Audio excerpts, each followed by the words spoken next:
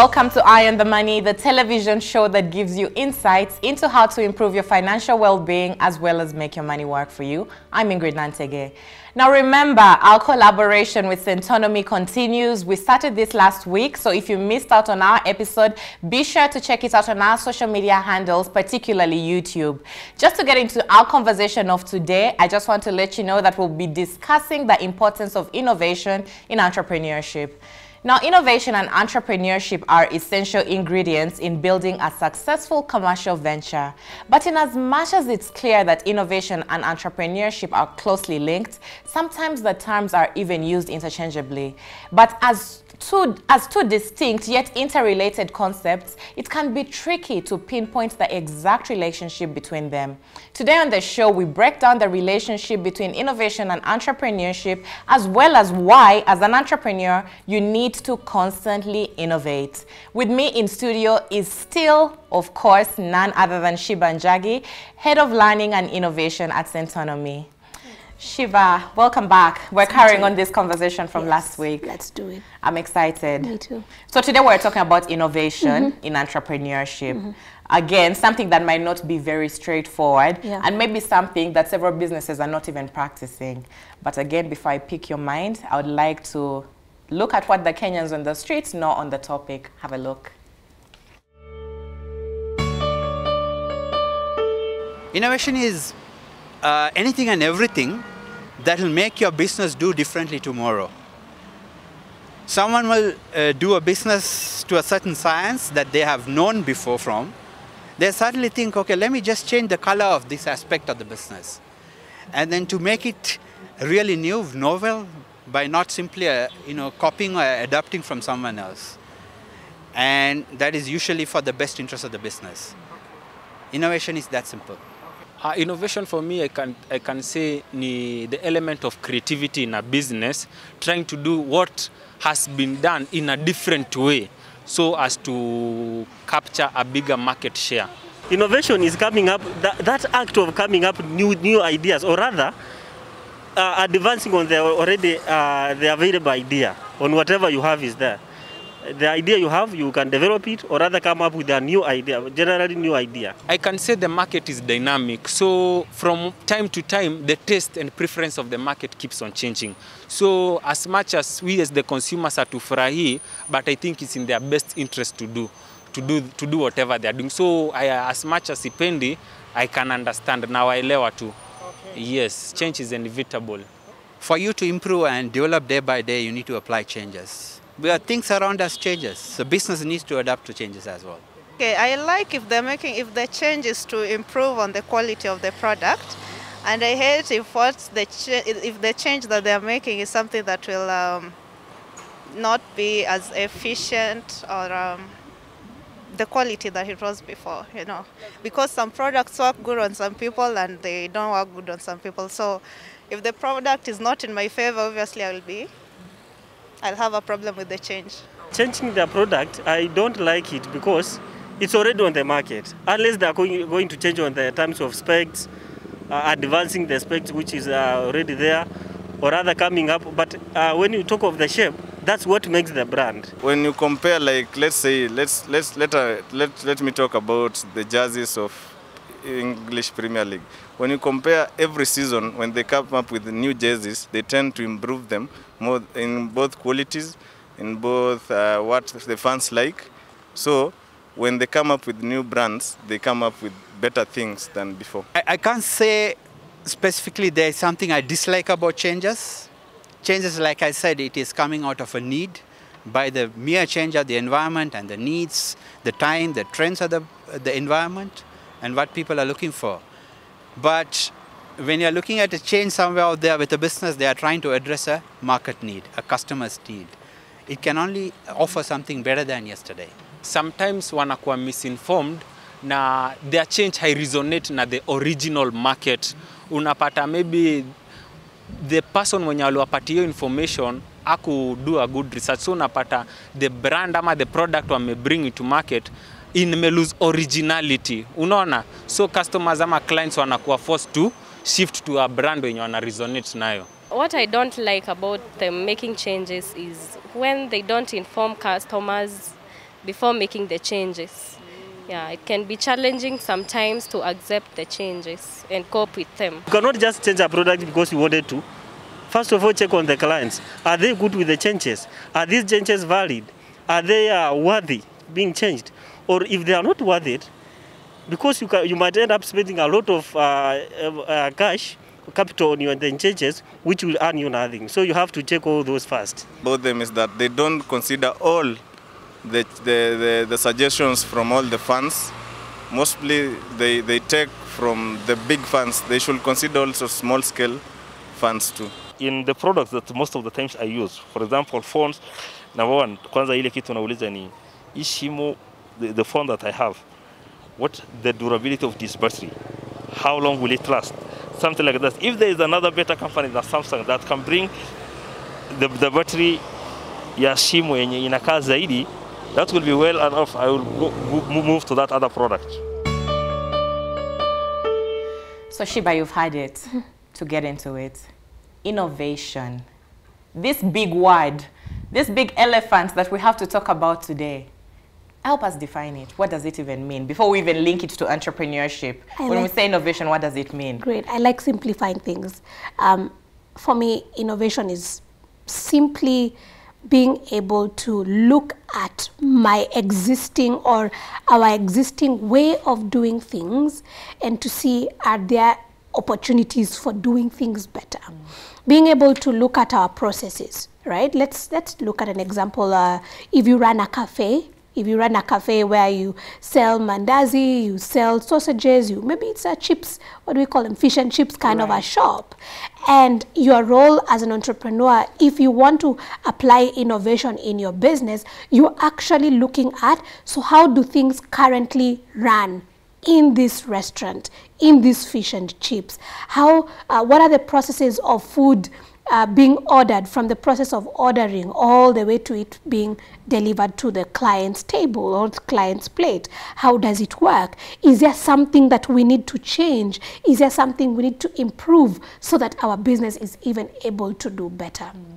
Same things to a product. Let's say I have a makeup line, or let's say I have a makeup line. My job when it comes to innovation is to ask myself, so is there anything that needs to be improved, changed, so that my clients are able to have a better experience, or get more value from being able to utilize this item?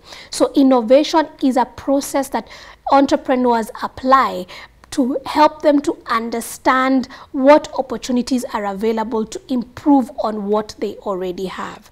And as you said, it's very, very connected to entrepreneurship, because if you remember, in our last conversation, we were trying to define what is entrepreneurship, and we said entrepreneurship is a process of identifying gaps, identifying opportunities, identifying problems in the market, and then being able to come up with solutions for it. Innovation is now reviewing and seeing the current solution, how we are currently solving it. Are we able to even do it better to improve our client experiences? Great. Now, Shiba, with that said, and what I've picked is like, you look inward, look at your processes, see where you can do better, see what's not working, fix that. In the business context, would you say innovation is an ongoing process? And by that I mean on a daily basis, should you be looking out for something to improve? Or is it something whereby you say, okay, you know what, we've done 6 months in the year, let's look at how the business is performing? Is it something that should be strategic, which you plan for in the year? Or is it something that should every day, how does that work? I really like that question. One of the things I'd say is it's not an everyday thing, because sometimes, you know, certain businesses can afford to have, you know, an innovations lead or an innovations manager to make sure they are focusing on, you know, new ways of doing things or exploring new ways of doing things on a day-to-day basis. But a young business or a small business that's probably being run by one person or two may not be able to do everything every day, plus also every day reviewing new ways of doing things. So for me, I would say it's something that as an entrepreneur, you need to incorporate in your strategy. So back to the fish and chips, right? This person may not be able to every time, every day, innovate or look for opportunities to innovate. But they can include innovation or the process of innovation as an activity they can be doing quarterly or annually, as you have mentioned, where there's something we usually do at Centronomy Entrepreneur. We challenge entrepreneurs, journal every day. Have a conversation with yourself every single day. What did I like about my business today? What stood out? What are some of the opportunities I am seeing in our business? It doesn't mean you act on them today. It just means that now, because every day you are journaling, by the end of the month or by the end of the quarter, you can now say, let me bring together all these insights. What can we do differently? So you may not be able to do every day, but there are certain small things you can do every day to support you on your journey of innovation. And then when you grow up and you become like some of these big companies, then you can be able to incorporate it as your day-to-day or in your workflow as you go by. But there are such simple ways like this to be able to incorporate it.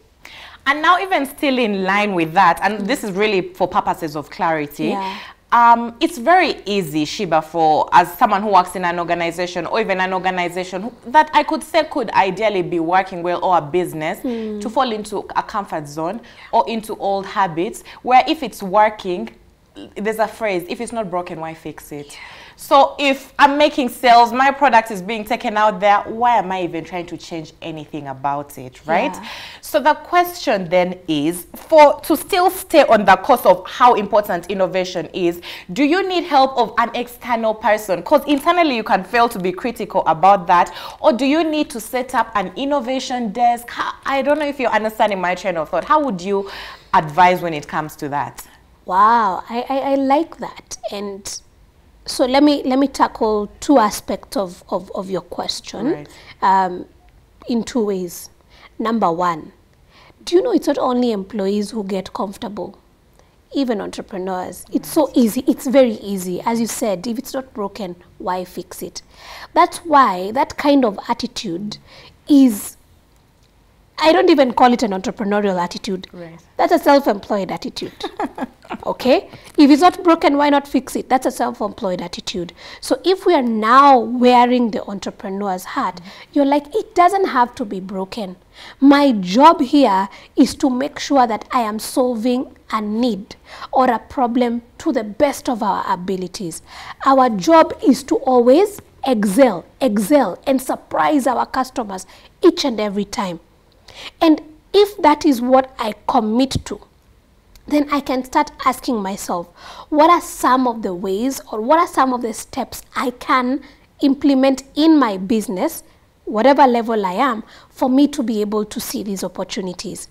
As a startup, if you're a startup or a very young business, you may not be able to employ an innovation desk, you know, that would be like a huge cost. It may not be easy to employ an innovations guru or a design thinker to come and work for you. You know, it could be expensive.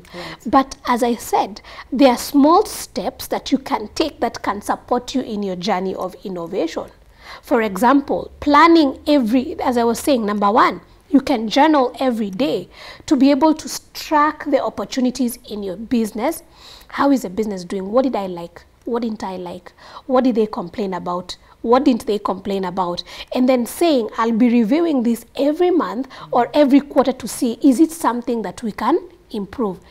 Do you know some businesses have actually grown because of a simple system like that, right? By the time you hire a design thinker, that's like for grown-ups or grown-up businesses, you know, they can afford that. But it doesn't mean a small business cannot be able to do so.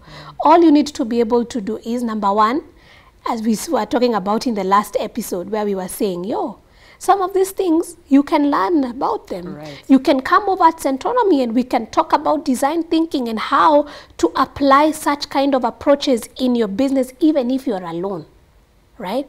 And if you're a grown business, how can you be able to hire the right person to come on board? Because it's not about hiring or getting a new office or a bigger office. It's about asking yourself, what can I do today to be able to see different ways of solving problems for my clients? Yeah. And now, before I even take a break, still just a little linked to what we're currently talking about. Again, I'm just trying to fully understand. A lot of people, when they think about innovation, again, they'll think the product, right? Maybe I need to switch up the product a bit. And that's why we've seen, you know, we'll see, without name dropping, some companies, like they'll say, oh, more improved taste. You know what I mean? Better packaging, it will be the product. So as a business owner, when I'm thinking of innovation, is it strictly about the product because that's what gets to the customer, or a system somewhere in there as well? This whole concept of innovation, what does it encompass? Oh, wow. And no, it's not just the product. It can also be the process. It can also be, process means how we do it, how we usually do things. I like giving an example of back in the day, when I was younger and I was running an events business. I used to hire tents, chairs, and tables, you know, anything that you needed for your events. I used to hire that to people who needed it for their functions, whether it's a wedding or whatever it is. And you see, one of the key things I changed, or where I can say innovation came into place. How you're even able to innovate is when you speak to your clients, because your clients are the ones that tell you, is there a gap? Is there an opportunity? Is there something you can do better? Now, one day we were challenged. I also did the Centronomy Entrepreneur. That was way before I joined Centronomy. And our trainer then challenged us and told us, go speak to your clients, best clients, worst clients, even those that never showed up, right? Or never converted. And just conduct a simple interview with them. And I did. And I asked one of the clients. I started with the best client because I really wanted. You wanted someone to tell you you're doing amazing, Shiva. You're doing great, Shiva. Your product is the best on the market, Shiva. So I started with one of my favorite clients, and they told me something that I had never seen in process of the business. And I remember he told me, you know, because I called them and told them, hey, thank you for the business. You're always referring new business to us, but it's been a while. I just wanted to have a conversation with you to understand what can we do to keep on working together. And they told me, you do very great work. You do great event setups. You are very wonderful. Good design work, top job. But one of the things I'm not happy about is that you double charge us. What? Yeah, you double charge us on transport and logistics. And I'm like, what do you mean? But what we write on the quote or invoice, that's what you're supposed to pay. And she said, no. Actually, when your people come to set up, they ask for extra money. Extra money. Oh, no. Give us 2,000, give us 1,000 for transport or for lunch. And that causes me to be a bit uncomfortable. That's what the client is saying. Oh my goodness. The embarrassment, first of all. The embarrassment. And number two, realizing that the problem is not my product or service. It's internal. But this client failed to give us business after a while because they felt that we were ripping them off. It was a process issue. What changed then? By then, Lipa na M-Pesa was still a phenomenon and things like that. I made it very clear now in the business, every time no cash payments. I even made it very clear in the invoice. We even included a clause saying we do not collect any cash payments. And that really supported. Now, someone from outside may not think, oh, is this an innovation? But for me, actually, it's a major innovation. That was a major innovation for the business. Right? So it's not just about the product or service, it is also processes, the way you do things. So that's why I say, and what's the best way for you to be able to learn how to do things better? Speak to your customers. That's why in our program we have a session when we're talking about design thinking. We like teaching people how to conduct empathetic interviews with their clients, because your client can lie to you, but if you have a good conversation with them, they can tell you the truth. Shiba, the problem with this, having these conversations with you is you can go on and on and on and on, and I forget that I have to take a break. So at this point, I'll take a very quick break. Remember, again, if you're at home, this is a conversation you probably want to be a part of, so send your comments and feedback and queries to our social media handles at Metropole TV KE on Facebook, Instagram, and Twitter. We'll be back in a jiffy.